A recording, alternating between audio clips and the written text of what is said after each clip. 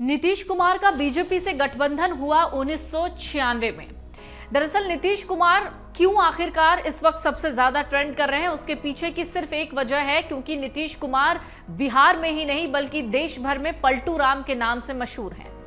अब लोग यही कह रहे हैं कि क्या पता नीतीश कब पलट जाएं। मीम्स देखिए तो पता चलता है कि नीतीश कुमार इस वक्त जमकर ट्रोल भी हो रहे हैं और लोग उनके मजे ले रहे हैं। लेकिन आज हम बात करने जा रहे हैं नीतीश कुमार और बीजेपी के उस खास रिश्ते की, जिसको नीतीश कुमार कभी खुलकर एक्सेप्ट भी नहीं करते हैं और कभी खुलकर नकारते भी नहीं हैं। यानी कब कब नीतीश कुमार ने बीजेपी से पलटी मारी, चलिए आपको बताते हैं वही दिलचस्प कहानी। नीतीश कुमार का बीजेपी से गठबंधन हुआ 1996 में, जो पहली बार नरेंद्र मोदी की वजह से 2013 में टूट गया।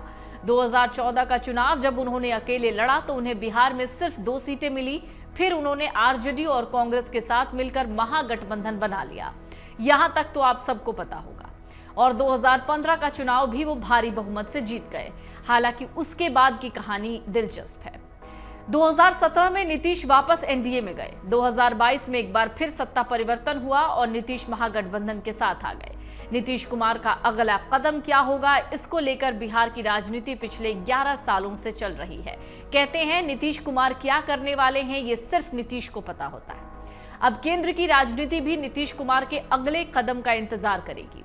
लोकसभा चुनाव के दौरान कहा जा रहा था कि नीतीश कुमार और उनकी पार्टी जेडीयू चुनाव के बाद खत्म हो जाएगी, लेकिन इस बार के चुनाव परिणाम ने तो नीतीश कुमार और उनकी पार्टी को ऐसी मजबूती दे दी कि ऐसा शायद कभी नीतीश ने भी नहीं सोचा होगा और वो बन गए किंग मेकर। अब केंद्र की राजनीति में सबकी निगाहें उन्हीं पर हैं। नीतीश कुमार ने एनडीए को अपना समर्थन दिया है, लेकिन वो कब तक एनडीए में रहेंगे, चर्चा तो इसी बात की है।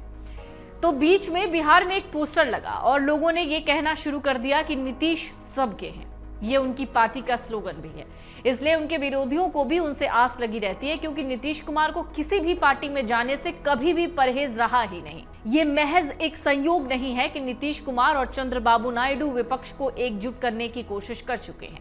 चंद्रबाबू ने 2019 के चुनाव से पहले कोशिश की थी और नीतीश कुमार ने 2024 के चुनाव को लेकर जो प्रयास किया था उसका नतीजा इंडिया गठबंधन के रूप में सामने आया। 23 जून 2023 को नीतीश कुमार के नेतृत्व में इसकी पहली बैठक पटना में हुई, लेकिन बाद में बैठकों से उन्होंने किनारा कर लिया। उसी वक्त ये भांप लिया गया कि नीतीश कुमार फिर से पलटे मारने वाले हैं। नीतीश कुमार विपक्षी गठबंधन का नाम इंडिया रखने से भी खफा थे। गठबंधन की नींव रखने वाले नीतीश कुमार को तवज्जो नहीं दी गई और आज हालात ये हैं कि वो नेता भी जिन्होंने नीतीश कुमार को गठबंधन का चेहरा नहीं बनने दिया, आज वो नीतीश कुमार से आस लगाकर बैठे हैं। नीतीश और बीजेपी का रिश्ता बहुत पुराना है। नीतीश कुमार का बीजेपी से गठबंधन 1996 में हुआ, जो पहली बार नरेंद्र मोदी की वजह से टूटा। नीतीश ने गुजरात दंगों की वजह से नरेंद्र मोदी को बिहार में चुनाव प्रचार में नहीं आने दिया, लेकिन जब बीजेपी ने नरेंद्र मोदी को अपना प्रधानमंत्री चुना तब नीतीश कुमार ने नाराज होकर बीजेपी से नाता तोड़ लिया। उस वक्त नीतीश कुमार प्रधानमंत्री बनना चाहते थे। 2014 का चुनाव जब उन्होंने अकेले लड़ा तो उन्हें बिहार में महज 2 सीटें मिली। फिर उन्होंने अपनी घोर विरोधी आरजेडी और कांग्रेस के साथ मिलकर महागठबंधन बना लिया। 2015 का चुनाव भारी बहुमत से जीत भी गए, लेकिन जल्दी ही महागठबंधन से उनका मोह भी भंग हो गया। तेजस्वी यादव पर भ्रष्टाचार के आरोप लगाए, उन्होंने संसद में भी जमकर बोले और उसके बाद 2017 में वो फिर से एनडीए में चले गए। 2022 में फिर सत्ता परिवर्तन नीतीश कुमार ने किया। 2019 का लोकसभा चुनाव लड़ा था और 40 में से 39 सीटें एनडीए के हिस्से में आई, लेकिन जल्द ही केंद्र के मंत्रिमंडल में मंत्रियों की संख्या को लेकर विवाद हुआ। ये विवाद 2020 के विधानसभा चुनाव के दौरान तब और ज्यादा गहरा गया जब जेडीयू को सिर्फ 43 सीटें आई। नीतीश कुमार को उस वक्त लगा कि उन्हें कमजोर करने की कोशिश चल रही है। रही सही कसर आरपी सिंह के केंद्र में मंत्री बनने के बाद पूरी हो गई। आरोप लगा बीजेपी आरपी सिंह के जरिए जेडीयू को तोड़ना चाहती है।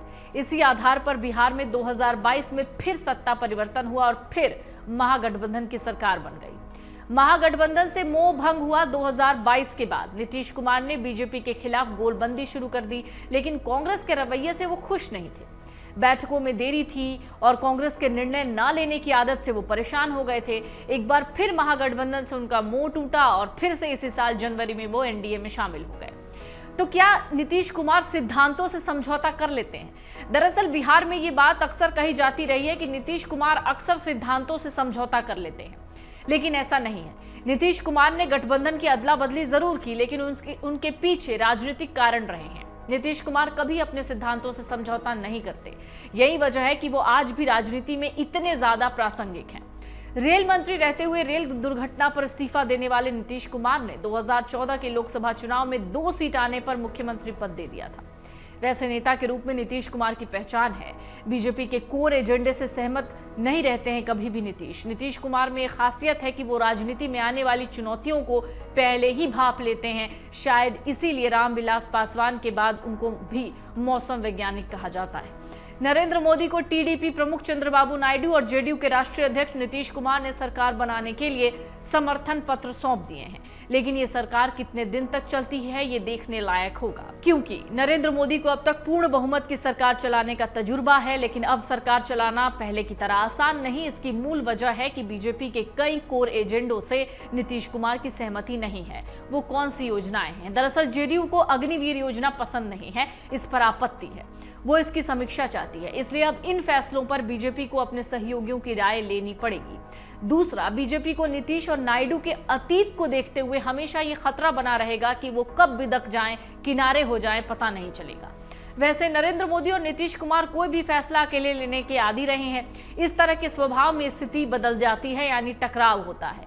देश की वर्तमान राजनीतिक परिस्थितियों में नीतीश कुमार का एनडीए को छोड़ने का कोई रीजन नजर नहीं आ रहा। जिस तरह के चुनाव परिणाम आए हैं उसमें नीतीश कुमार के लिए एनडीए के साथ ही रहना फायदेमंद है। इसमें बिहार को विशेष दर्जे को दिया जाना और 2025 का चुनाव नीतीश कुमार के नेतृत्व में लड़ा जाए तो स्थितियां नॉर्मल रह सकती हैं। लेकिन नीतीश कुमार भले ही इससे इनकार करते हों, लेकिन कहीं ना कहीं उनके मन में प्रधानमंत्री की कुर्सी पर बैठने की हसरत आज भी है। अगर आप ये वीडियो YouTube पर देख रहे हैं तो हमारे चैनल को सब्सक्राइब करें और बेल आइकन को दबाना ना भूलें। अगर आप Facebook पर ये वीडियो देख रहे हैं तो हमारे पेज को लाइक करें।